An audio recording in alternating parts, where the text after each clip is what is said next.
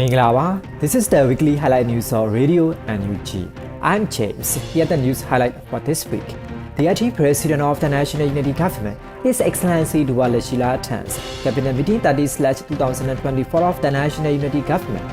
The Union Minister for the Ministry of Planning, Finance and Investment of the National Unity Government, Udin Tonai, states that the purchase of the Spring Development Bank shares, purchase made through STBIMs and registered transactions are going to increase. The Union Minister for the Ministry of International Cooperation of the National Unity Government, Dr. Sosa visits to Washington, D.C., United States, and other interesting news.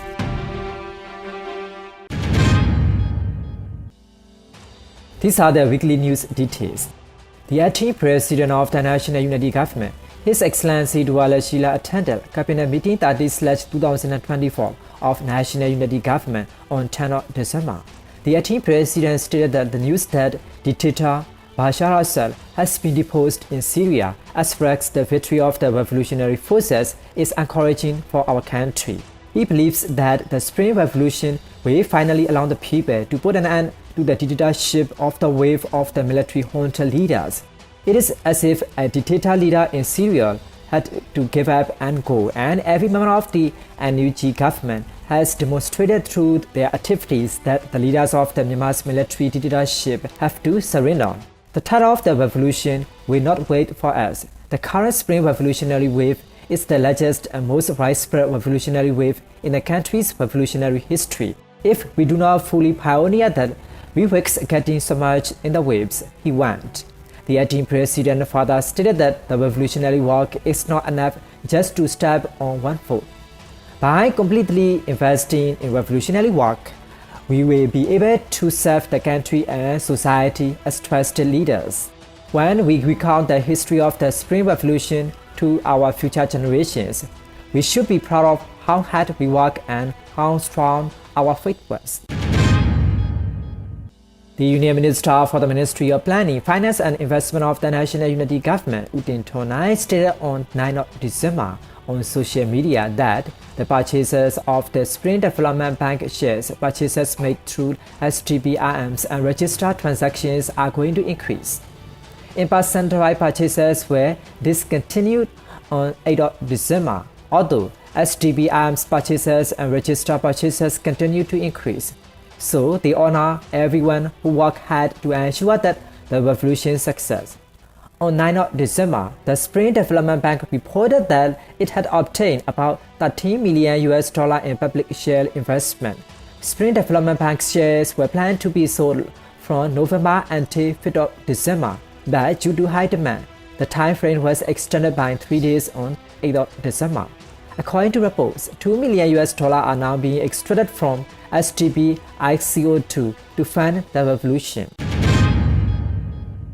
The Union Minister for the Ministry of International Cooperation of the National Unity Government, Dr. Sosa, paid a visit to Washington, D.C., United States. Well, he met with the Deputy Minister for the Ministry of Foreign Affairs of the National Unity Government, Umo and his party at the office of the NUG on 2nd of December. On 8th of December, the Union Minister also met with the Myanmar community in Maryland, where he clarified that he was visiting the United States for the full purposes of discussing with U.S. government officials, meeting with parliament officials for discussion, clarifying to Myanmar community and promoting unity. The public meeting was held at the Hope Presbyterian Church in Maryland and was attended by the Myanmar community in the city. In addition, the Union Minister the town hall meeting to raise funds for food selling, along with the Union Minister Utin Leon, Deputy Minister m.CDMMyanmar and Umo.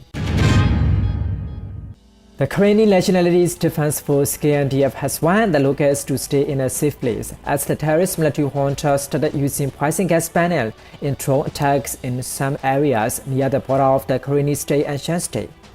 The KNDF warned that number 422, the Light Infantry Division, which is based on the outskirts of Mobile Township, used 560 as Fox poison gas panels in the drone bombing attack on Mobile Town and its surrounding on 7 and 8 of December.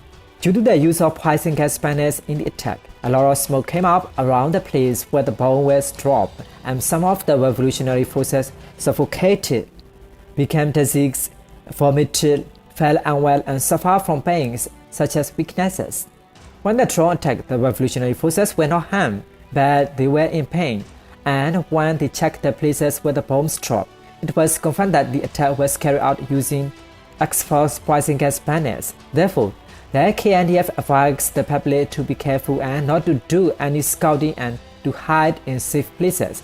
The military junta forces used poison drones to attack revolutionary forces along the Pekao-Mobile-Loigo highway. Students, Spring Revolution forces and ethnic forces living in the United States organized a protest in front of the Chinese consulate in San Francisco, California to urge an immediate end to China's backing for the Myanmar military regime. Similarly, on 7 December, they protested the Chinese government's interference in Myanmar's politics and support for military coup leader Min Aung Hlaing at the Zedawin Monastery in Fort Wayne, Indiana, United States. The protest organizers stated that they had a strike against the Chinese government for interfering with the country's sovereignty. It will take place throughout the United States for a month.